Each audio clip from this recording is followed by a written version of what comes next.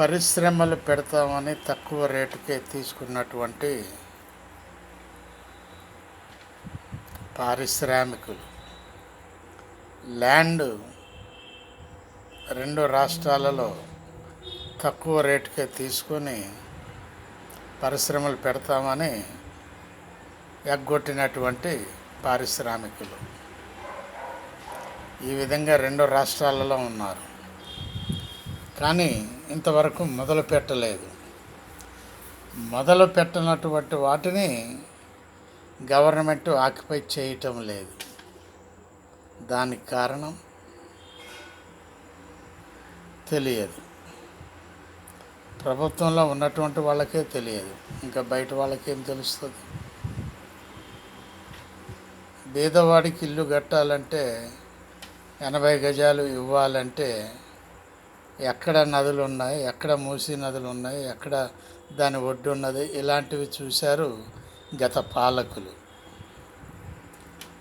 అట్లాంటివి వద్దు, మంచి ప్లేసే ఇవ్వాలి అని చూసి ఇస్తున్నటువంటి కాంగ్రెస్ ప్రభుత్వం దీనికి సహకరించాల్సింది పోయి గత ప్రభుత్వం ఎన్నో అబండాలు వేస్తుంది. చెరువు గట్టల మీద, మూసీ నది ఒడ్ల మీద, శ్మశానాల దగ్గర డబుల్ బెడ్రూమ్లు మేము కడతాం అని చెప్పి మొదలుపెట్టి వదిలిపెట్టేసినటువంటి గత ప్రభుత్వం. మరి ఇప్పుడు వాటిని అన్నిటిని ఏం చేయాలి? ఎంత లాసు! ప్రభుత్వ పాలకులు తిన్నదే కాకుండా ఈ విధంగా వేస్ట్ చేసినటువంటి గత ప్రభుత్వం. ఆలోచించండి. పరిపాలన కంపేర్ చేయండి. పరిపాలన ఎవరిది ఏ విధంగా ఉన్నది కంపేర్ చేయండి. అదేవిధంగా ఎవరెవరికి ఫామ్ హౌసెస్ ఉన్నాయో కాంగ్రెస్ ప్రభుత్వం స్పెషల్గా ఆర్టీసీ బస్సులను వేసి చూపించవలసిందిగా ప్రజలు కోరుతున్నారు.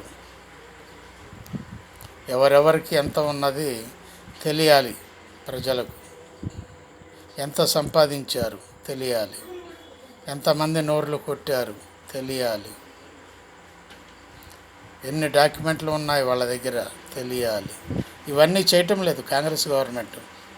ఎందుకని భయపడుతుందా బీఆర్ఎస్ పార్టీ అంటే? ఆలోచించండి ఒక్కసారి.